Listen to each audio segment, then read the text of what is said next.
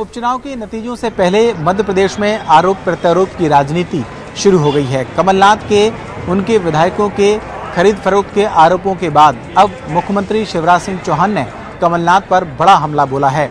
मुख्यमंत्री शिवराज सिंह चौहान ने आरोप लगाते हुए कहा कि कमलनाथ उनके विधायकों से संपर्क कर रहे हैं। इतना ही नहीं, उन्होंने कहा कि मध्य प्रदेश में राजनीतिक भ्रष्टाचार की शुरुआत कमलनाथ ने की थी और वो चाहे जितनी भी कोशिश कर लें, बीजेपी के एक भी विधायक को टस से मस नहीं कर पाएंगे। इतना ही नहीं, मुख्यमंत्री शिवराज सिंह चौहान ने ये भी कहा है कि कमलनाथ अपनी हार से बौखला गए हैं। आपको बता दें कि मध्य प्रदेश में 28 सीटों के विधानसभा उपचुनाव के लिए 3 तारीख को वोट डाले गए थे और नतीजे 10 नवंबर को सामने आने हैं। उससे पहले ही पूर्व मुख्यमंत्री कमलनाथ और कांग्रेस के तमाम नेता चुनाव में गड़बड़ी करने और कांग्रेस के विधायकों की खरीद फरोख्त के आरोप लगा रहे हैं। मुख्यमंत्री शिवराज सिंह चौहान ने इन आरोपों के बीच पहली बार कमलनाथ पर बड़ा हमला सीधे तौर पर बोला है। प्रदेश के 28 सीटों पर 10 नवंबर को आने वाले उपचुनाव के नतीजों से पहले बीजेपी और कांग्रेस ने अपने विधायकों की मोर्चाबंदी करना तेज कर दिया है। बीजेपी और कांग्रेस ने अपने विधायकों से आंतरिक तौर पर संपर्क बढ़ाकर उनको साधना शुरू कर दिया है। वहीं पूर्व मंत्री सज्जन सिंह वर्मा का बड़ा बयान आया है।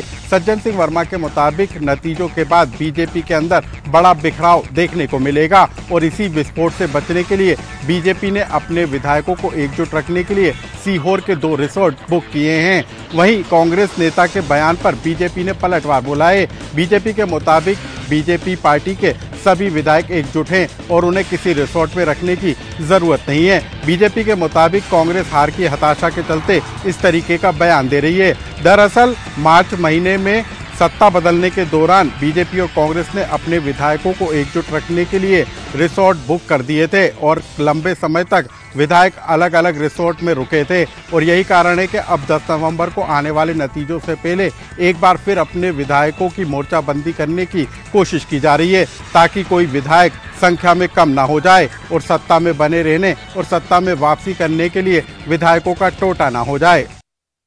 मध्य प्रदेश में 28 विधानसभा सीटों पर हुए उपचुनाव की मतगणना 10 नवंबर को है।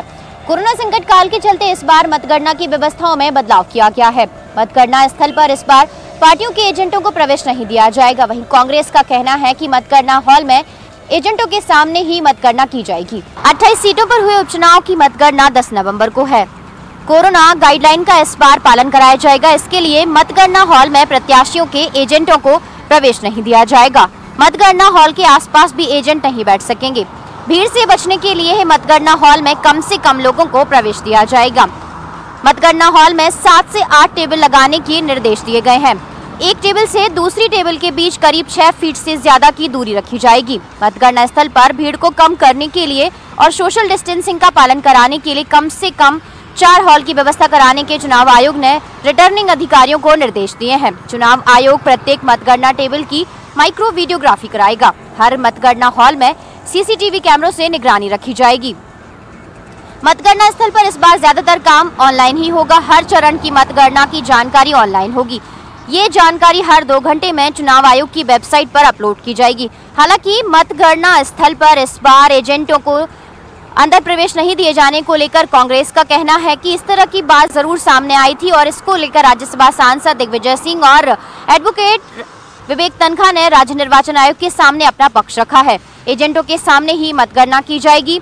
अधिकारियों के पास भी फोन नहीं रखने की बात कही गई है, जिससे शासन को, मंत्रियों को कोई किसी भी तरह की सूचना ना दी जा सके। अगर एजेंटों को अंदर नहीं जाने दिया जाएगा तो हंगामा तो होगा ही। देखते ही गड़बड़ी हो गई तो क्या कर सकते हैं। इसीलिए सारे एजेंट मतगणना हॉल के अंदर ही होंगे। मतगणना स्थल पर कोरोना गाइडलाइन का पालन कराया जाएगा और इसी के चलते ही कम से कम लोगों को मतगणना स्थल में प्रवेश दिया जाएगा ताकि कम से कम संख्या में लोग वहां पर उपस्थित रह सकें। ईवीएम से पहले डाक मतपत्रों की अलग हॉल में काउंटिंग की जाएगी। बालाघाट में एक बार फिर नक्सली और पुलिस पार्टियों के बीच में ताबड़तोड़ मुठभेड़ हुई है। देर रात हुई इस मुठभेड़ में पुलिस पार्टी ने एक महिला नक्सली को मार गिराने में सफलता हासिल की है। बताया जा रहा है बैयर थाना अंतर्गत मालखेड़ी गांव के नजदीक कान्हा के जंगल में दलम और विस्तार 2 के नक्सलियों और पुलिस पार्टी के बीच में जोरदार मुठभेड़ हुई है। इस मुठभेड़ के दौरान पुलिस पार्टी हाफ फोर्स के जवानों और नक्सलियों के बीच कई राउंड फायरिंग हुई है। फायरिंग में पुलिस पार्टी और हाफ फोर्स के जवानों ने एक महिला नक्सली को मार गिराया है। हालांकि पुलिस पार्टी के किसी भी जवान के हताहत होने की खबर नहीं है। एसपी अभिषेक तिवारी ने बताया है कि पुलिस को सूचना मिली थी कि इस इलाके में नक्सली लगातार राशन के लिए गांव वालों को परेशान कर रहे हैं और देर रात किसी बड़ी मूवमेंट को अंजाम देने के लिए इकट्ठा होने वाले हैं। पुलिस को जैसे ही यहां पर कई नक्सलियों के मौजूद होने की सूचना मिली, पुलिस ने एक्शन लेते हुए मौके पर दबिश देने का प्लान बनाया। मिली सूचना के मुताबिक मौके पर दबिश देने पहुंची पुलिस पार्टी का 10 से 12 नक्सलियों से सामना हो गया और नक्सलियों ने पुलिस पार्टी के ऊपर फायरिंग शुरू कर दी। फिर पुलिस ने जवाबी फायरिंग में महिला नक्सली को मार गिराया। सुबह होने पर पुलिस ने महिला नक्सली का शव बरामद किया है। फिलहाल महिला नक्सली की शिनाख्त की जा रही है। रात के अंधेरे का फायदा उठाकर मौके से फरार हुए अन्य नक्सली घायल होने की संभावना है, इसलिए पुलिस लगातार इलाके में एरिया डोमिनेशन और सर्चिंग कर रही है।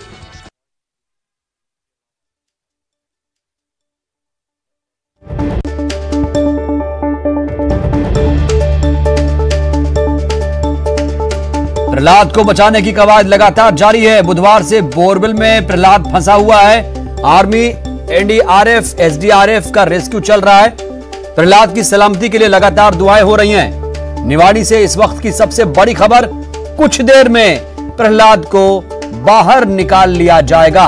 ये राहत भरी खबर आ रही है, कुछ देर में प्रहलाद को बाहर निकाल लिया जाएगा। हमारी दुआ है कि प्रहलाद सकुशल बाहर निकले और पूरा प्रदेश दुआएं कर रहा है, प्रार्थनाएं कर रहा है कि जब प्रहलाद को निकाला जाए तो वो जिंदा हो। हम इसी उम्मीद के साथ इस खबर को आप तक पहुंचा रहे हैं कि प्रहलाद की जिंदगी बची रहे, जब वो निकले तो जिंदा निकले। लगातार आपको बता दें, 3 रात 4 दिन प्रहलाद ने गुजारी हैं और उम्मीद है कि प्रहलाद जिंदा निकलेगा। ज्यादा जानकारी के साथ हमारे संवाददाता राजीव रावत लगातार जुड़े हुए हैं। राजीव, अपडेट बताइए।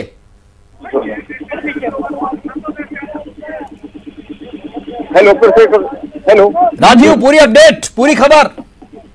बिल्कुल, पहला जो है बोरवेल में पिछले कई घंटों से फंसा हुआ था, 2-4 दिन के लगभग होने को है और प्रहलाद के निकलने की कुछ ही पलों में प्रहलाद बोरवेल से बाहर निकलेगा। सुरंग में रेस्क्यू जारी है, जो एनडीआरएफ और एसडीआरएफ और आर्मी की टीम है वो रेस्क्यू कर रही है। लगातार रेस्क्यू जारी है। कुछ ही पल में जो प्रहलाद है वो बाहर मिलने वाला है। जैसा कि देख रहे हैं कि भारी पुलिस बल यहाँ पे तैनात किया गया है, बैरिकेडिंग की गई है। तमाम लोग, आसपास के गांव के लोग यहाँ पे इकट्ठा हो गए हैं और टीम लगातार अभी रेस्क्यू कर रही है। कुछ ही पलों बाद जो टनल है जो खोदी गई थी, करीब 25 फीट की टनल खोदी गई थी, उस टनल से बाहर निकलेगा। उसको लेकर रेस्क्यू अभी जारी है, चल रहा है। थोड़ी संभव है, ऐसा लग रहा है कि कुछ ही पलों में जो प्रहलाद है वो इस टनल से बाहर निकलेगा। जी, मैं बता दूं कि अभी बिल्कुल पूरा अलर्ट मोड पर है प्रशासन। तमाम पूरी तैयारियां कर ली गई हैं। एम्बुलेंस जो है, जो जहाँ पे गड्ढा खोदा गया था वहां पे एम्बुलेंस लगा दी गई है। डॉक्टरों की पैनल पूरी तरह तैनात है। जी, लेकिन लगातार आखिर इतनी देरी क्यों हो रही राजीव? क्योंकि लगातार ये कहा जा रहा था 1 घंटे 2 घंटे, अब लगातार वक्त गुजर रहा है, देरी क्यों हो रही ज्यादा? जो टनल है वो काफी लंबी थी, जिसको खोदने में काफी वक्त लगा, क्योंकि टनल में लगातार जी दिक्कत आ रही थी। जो पत्थर है वो काफी, पत्थर भी बीच टनल के इसको तोड़ने में काफी परेशानी हुई, जिस पर को लेकर काफी प्रशासन से आपकी बात हो पाई है राजीव? प्रशासन क्या कुछ कह रहा है और माँ बाप में कितनी उम्मीदें हैं? कमरुद्दीन, हालांकि जो माँ बाप हैं उनका कहना है कि हमारा प्रहलाद किसी भी तरह बाहर निकल जाए, बल्कि कहाँ से वो उम्मीद लगाए हुए पिछले 4 दिनों से यहीं पे खेत पर डेरा जमाए बैठे हैं। परिवार पिछले 4 दिनों से घर नहीं गया है। प्रहलाद के निकलने की उन्हें आशा, उम्मीद है और जो उम्मीद अब रंग लाने वाली है। प्रशासन पूरी तरह अलर्ट है। जो एनडीआरएफ टीम है वो रेस्क्यू का लगातार जारी है। जो टनल है उसके अंदर से उसका रेस्क्यू किया जा रहा है। प्रहलाद को निकालने की कोशिश की जा रही है। जैसे ही प्रहलाद जो टनल से बाहर आएगा तो सबसे तस्वीर हम न्यूज 18 के दर्शकों को दिखाने की कोशिश करेंगे। हालांकि अभी टनल से प्रहलाद बाहर नहीं निकला है, कुछ देरी जरूर हो रही है। प्रहलाद को निकालने की कोशिश की जा रही है। रेस्क्यू लगातार जारी है। भारी पुलिस यहाँ पे काफी लोग मौजूद हैं, आसपास के गांव के लोग। लेकिन राजीव प्रशासन ने आसपास में धारा 144 लागू की थी, आप बता रहे हैं आसपास लोग इकट्ठा हो रहे हैं धीरे धीरे।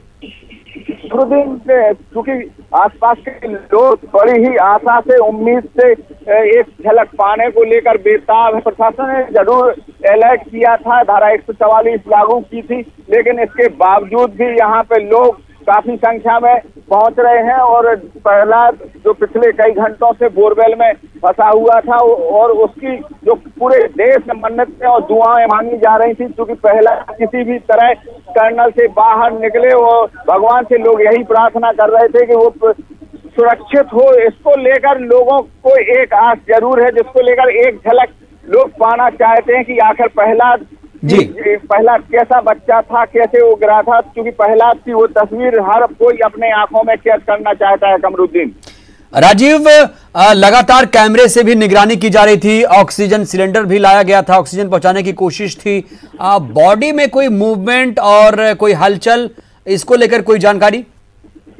कमरुद्दीन, जैसा कि जब प्रहलाद बोरवेल में गिरा था उस समय प्रहलाद के करीब 1 घंटे तक जो उसका दादा है उसकी आवाज बोरवेल के अंदर से रोने की जरूर सुनाई दी थी। इधर से उसका जो दादा है वो जरूर उसको ढांढस बना था, लेकिन इसके बाद जैसे ही प्रशासन को मामले की खबर लगी, सबसे पहले प्रशासन की टीम मौके पर पहुंची, स्वास्थ्य विभाग की टीम मौके पर पहुंची, सबसे पहले उसको ऑक्सीजन दी गई। तभी से लेकर अब तक लगातार उसको ऑक्सीजन दी जा रही है, लेकिन अब उसके उम्मीद निकलने की जरूरत बन गई है। आपने राजीव यहाँ पर बड़ी बात कही है कि ऑक्सीजन लगातार दिया जा रहा है, यानी अभी भी प्रहलाद जिंदा है और लगातार जो दुआएं हैं कहीं ना कहीं वो असर कर रही हैं। बिल्कुल कमरुद्दीन, जो लोगों की दुआएं रंग लाएंगी। हो सकता है प्रहलाद भगवान की दुआओं, जो लोगों की दुआ है उसकी दुआएं रंग लाएं और प्रहलाद पूरी तरह स्वस्थ होकर अपनी माँ की गोद में दोबारा खेल सके। लेकिन फिलहाल प्रहलाद का मूवमेंट जरूर सीसीटीवी कैमरे में जरूर दिखाई नहीं दे रहा था। डॉक्टर्स का कहना है हो सकता है जो प्रहलाद बेहोशी की हालत में हो, जिस कारण उसका मूवमेंट नहीं दिखाई दे रहा था। लेकिन जिसके बाद अब डॉक्टर की पैनल उसकी जांच करेगी। इसको सबसे पहले प्राथमिक उपचार के लिए निवाड़ी ले जाया जाएगा, जहां उसको डॉक्टर्स की पैनल देखेगी, फिर इसके बाद ही कुछ कहा जा सकता है। कमरुद्दीन, राजीव, सवाल यही है कि और कितना टाइम और कितना नजदीक, कितनी जो कोशिश थी सफल हुई? कमरुद्दीन, बिल्कुल लोगों की पल पल की घड़ी जो टर्नल है उसकी तरफ आंखें उसी की तरफ गड़ाए हुए हैं। लोग वहीं देख रहे हैं आखिर प्रहलाद कब इस टर्नल से बाहर निकलता है। लोग इसी कुल इंतजार में बैठे हैं। कुछ ही पलों बाद जो प्रहलाद है कई घंटों से बोरवेल में फंसा हुआ था, उसके निकलने की उम्मीद जरूर नजर आ रही है, क्योंकि प्रशासन पूरी तरह अलर्ट हो चुका है और जो स्वास्थ्य विभाग की टीम है वो बिल्कुल जो टनल है गुफा के बाहर मौजूद है, उसको ऑक्सीजन सिलेंडर भी वहां ले जाया गया है। हालांकि अंदर रेस्क्यू जारी है और रेस्क्यू जैसे ही पूरा होगा उसके बाद उसको गुफा से बाहर लाया जाएगा। कमरुद्दीन, बिल्कुल राजीव, अब हमारे साथ बने रहिएगा। लगातार हम दर्शकों को एक बार फिर से अपडेट कर दें, जो ये वाकया है वो 4 नवंबर सुबह 9:40 का है, जब प्रहलाद, एक मासूम बच्चा, बोरवेल में गिर गया था। और ये जो बोरवेल है उसी के परिवार का है, और गिरने के बाद तुरंत प्रशासन की टीम पहुंची थी। और आपको बता दें कि 4 दिन और 3 रातें प्रहलाद ने इस बोरवेल में अब तक गुजारी हैं। और लगातार हमारी ये उम्मीद है कि प्रहलाद जिंदा निकले। लगातार हम दुआ कर रहे हैं, आप दर्शक जो भी जुड़े हैं वो लगातार प्रार्थना कीजिए, दुआ कीजिए कि प्रहलाद जिंदा निकले। और हमारी ये आशा है, हमारी ये उम्मीद है कि प्रहलाद जिंदा ही निकलेगा। हम इस उम्मीद में हैं। तो कुछ ही देर बाद प्रहलाद बाहर निकलेगा और जिंदा निकलेगा, ये हमारी पूरी उम्मीद है। और आर्मी, एनडीआरएफ, एसडीआरएफ का रेस्क्यू लगातार चल रहा है। प्रहलाद की सलामती के लिए सब तरफ दुआएं हो रही हैं। राजीव लगातार जुड़े हुए हैं।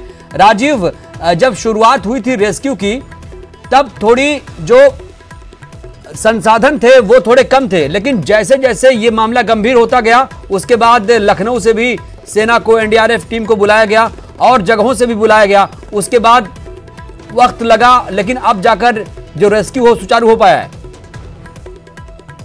प्रहलाद के बोरवेल में गिरने की डायल 100 को दी गई।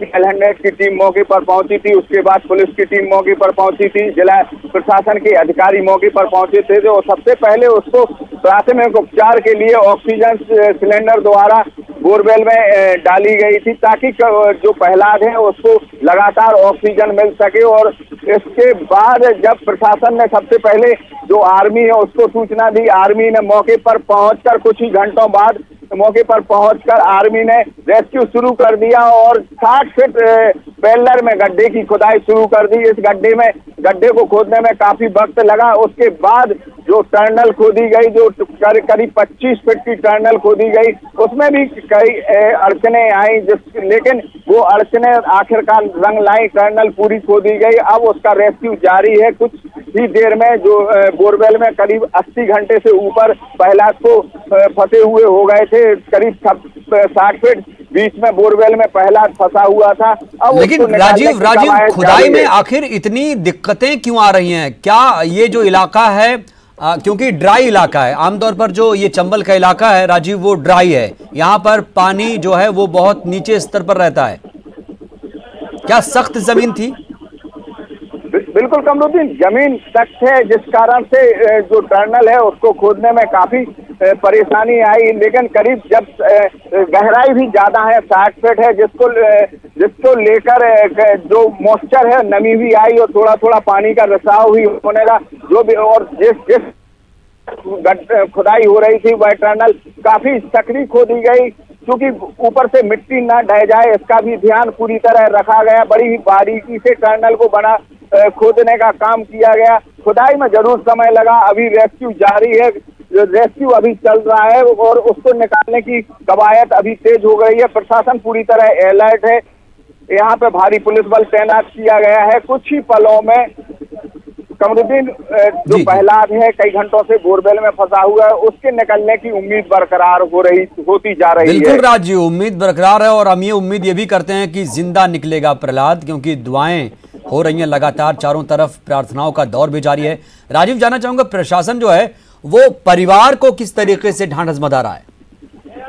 बिल्कुल कमरुद्दीन, परिवार ने परिवार को ढांढस बंधाया, परिवार से बार बार मिलता रहा और उसको निकालने की जो मुहिम चलती रही उसको परिवार अपनी आंखों से देखता रहा। परिवार से जैसे हमारी बात हुई थी तो परिवार का कहना था कि प्रशासन ने पूरी तरह अपना मुस्तैदी से काम किया है।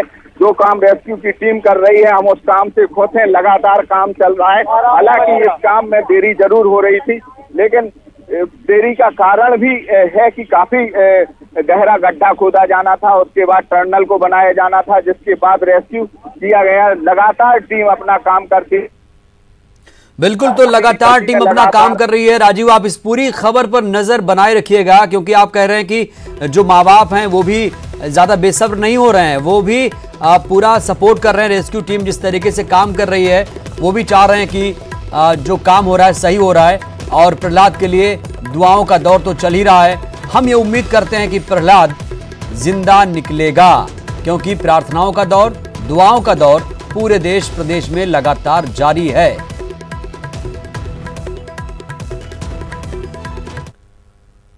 और फिलहाल वक्त एक छोटे से ब्रेक का।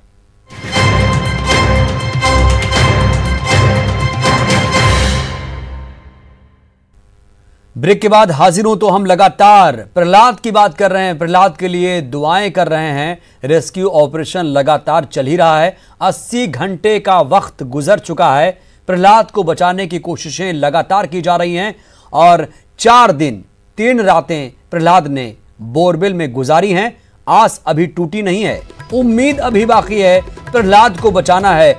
हमारी इस मुहिम में जुड़िए, दुआएं कीजिए, प्रार्थनाएं कीजिए प्रहलाद के लिए, उस मासूम के लिए जो अभी जिंदगी जीना चाहता है। उसको बचाने की कोशिशें लगातार हो रही हैं और हम सबको उम्मीद है कि प्रहलाद जिंदा बचेगा, जिंदा निकलेगा। ज्यादा जानकारी के साथ राजीव जुड़े हुए हैं लगातार। राजीव, और कितना वक्त लगेगा? यक्ष प्रश्न यही है।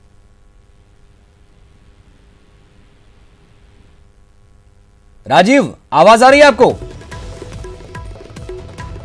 तो राजीव, पल पल की अपडेट के लिए लगातार इस पूरी खबर पर नजर बनाए हुए हैं। आपको बता दें, लगातार आपको ये खबर दिखा रहे हैं, 4 दिन 3 रात से फंसा हुआ है प्रहलाद, मासूम प्रहलाद, जिसकी उम्र अभी 3 से 4 साल है। वो बोरवेल में गिरा हुआ है।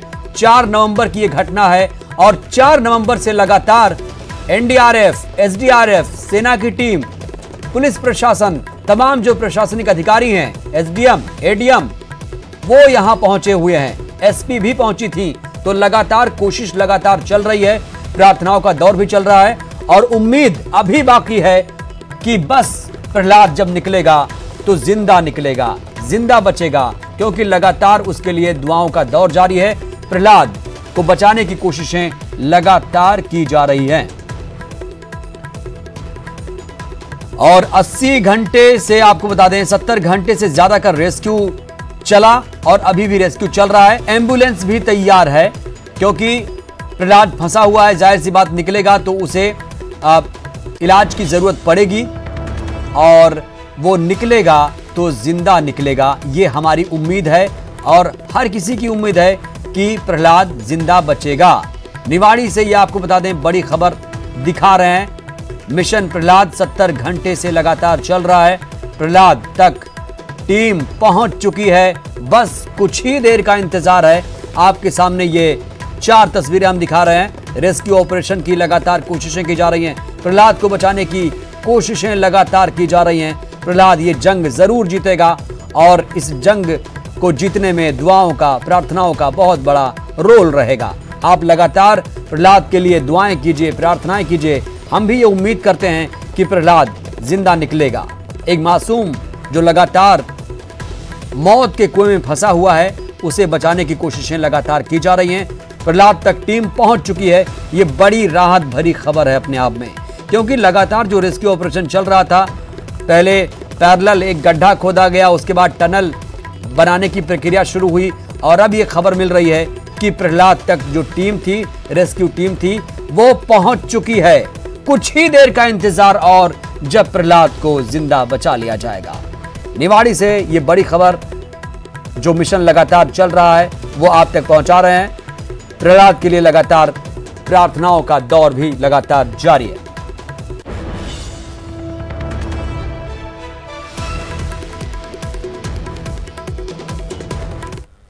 तो प्रहलाद को बचाना है, हमारी ये मुहिम लगातार जारी है। इस मुहिम से आप भी जुड़िए। आपसे अपील है कि प्रहलाद के लिए आप दुआएं कीजिए। वक्त एक छोटे से ब्रेक का, लेकिन ब्रेक के उस पार भी खबरों का सिलसिला लगातार जारी रहेगा।